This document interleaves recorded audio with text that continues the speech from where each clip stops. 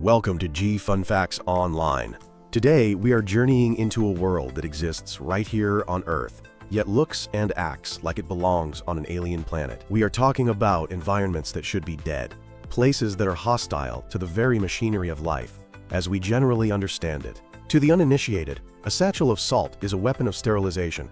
We use it to cure meat, stopping the rot of decay by desiccating bacteria. We scatter it on wounds in our idioms to signify stinging destruction. In the ancient world, to salt the earth was the ultimate curse, a ritualistic promise that nothing would ever grow there again. Salt, in our common biological understanding, is the enemy of cellular life. It sucks the water out of cells, collapses proteins, and shreds DNA. Yet, if you were to fly over the southern tip of the San Francisco Bay, or gaze down at the margins of the Great Salt Lake in Utah, or look at satellite imagery of Lake Retba in Senegal, you would see something that defies this intuition. You would not see a barren gray wasteland of sterile crystals. Instead, you would see water stained in shocking psychedelic hues of magenta, ruby red, vermilion, and purple. These colors are not chemical pollution. They are the bloom of life. They are the signature of the Halophiles, the salt lovers. Halophiles are not merely survivors. They are thrivers. They have conquered environments where the water activity is so low that it should be thermodynamically impossible for life to function. From the sun-baked salt pans of the Atacama Desert to the crushing, pitch-black brine pools at the bottom of the Gulf of Mexico, these organisms have rewritten the rulebook of biochemistry. Their story is one of molecular ingenuity, evolutionary brilliance, and cosmic implication. To understand the halophile, one must first understand the environment they call home.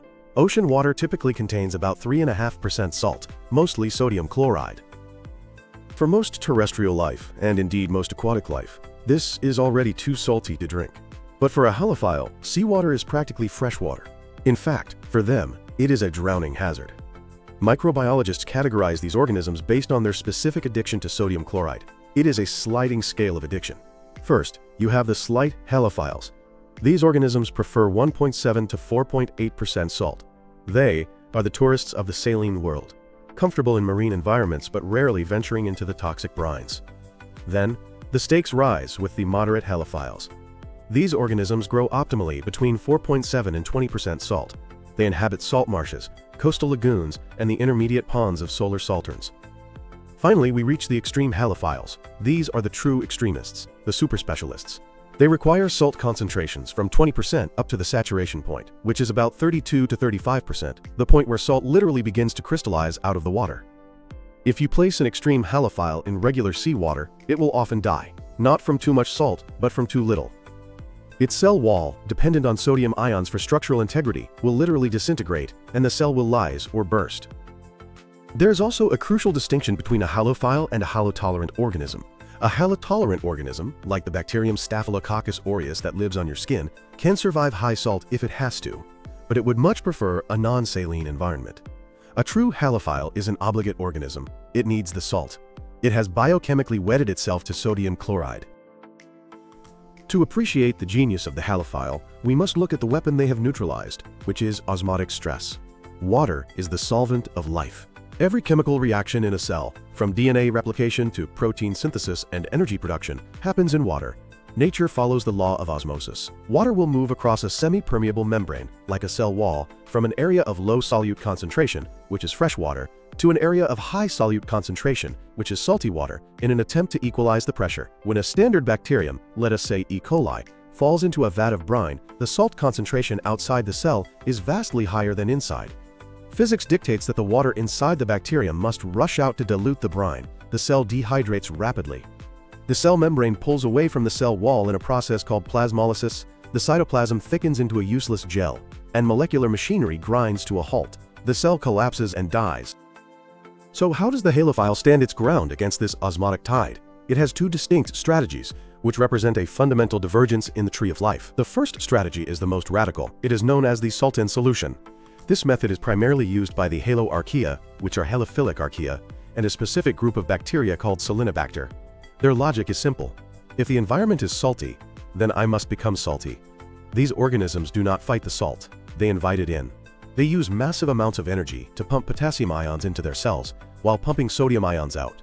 They accumulate potassium chloride in their cytoplasm until the internal concentration matches the external concentration of the brine.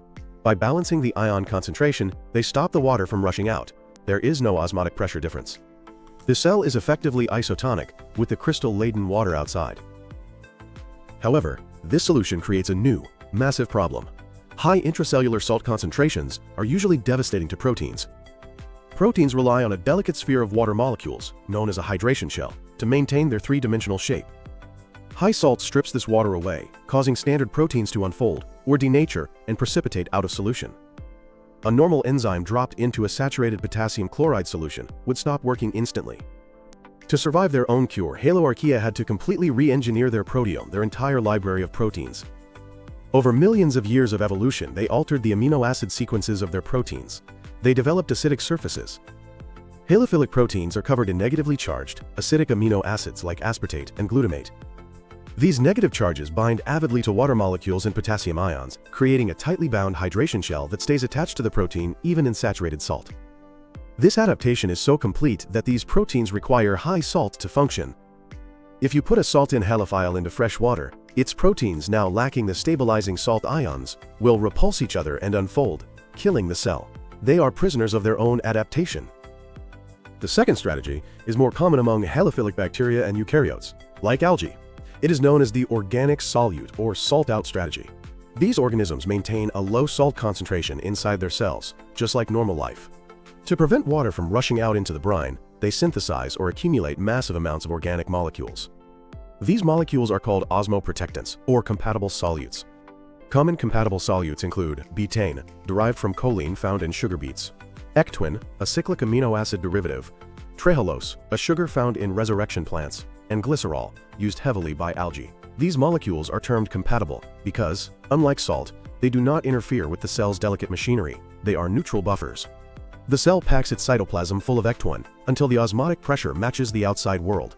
The advantage of this strategy is flexibility.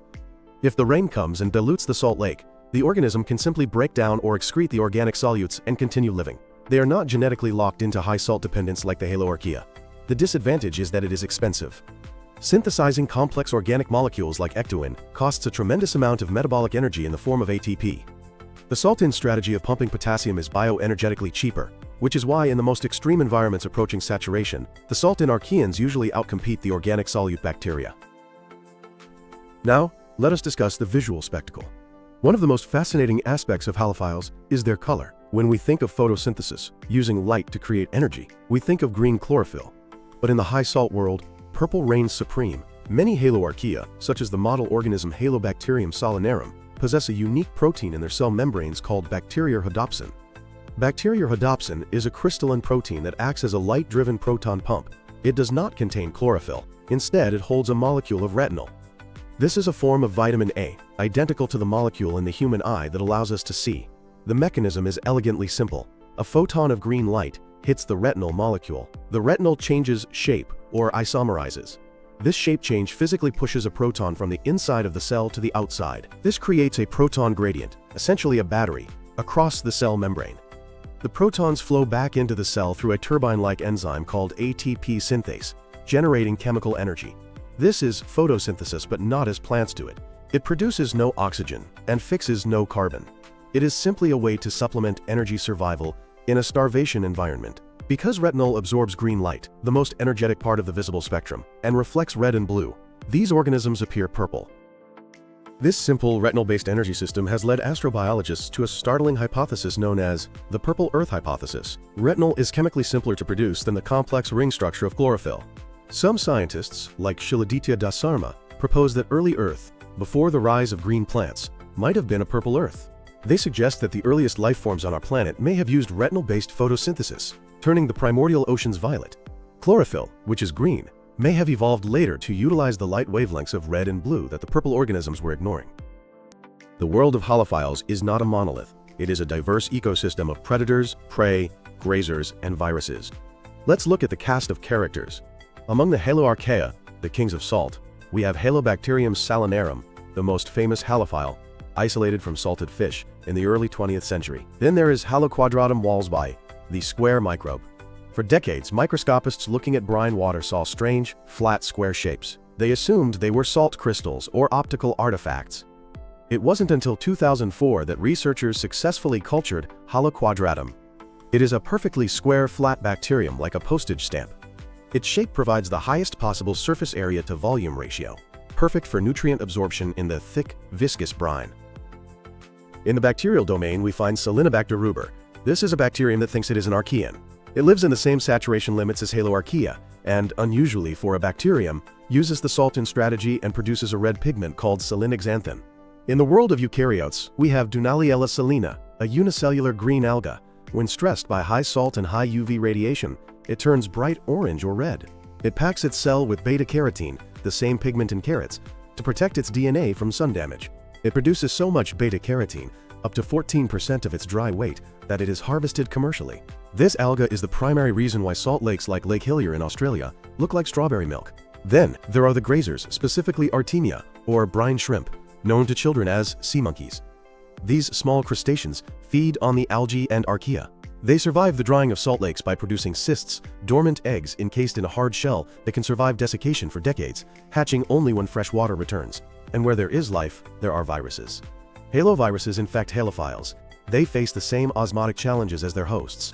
Some haloviruses are spindle-shaped, others are spherical. They are distinct because, unlike most viruses that lyse their host quickly, haloviruses often enter a carrier state, living inside the halophile without killing it immediately, adapting to the slow growth dynamics of the brine environment.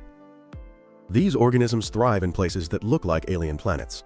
Consider the solar salterns. These are human-made evolution labs, where seawater is pumped into a series of shallow ponds.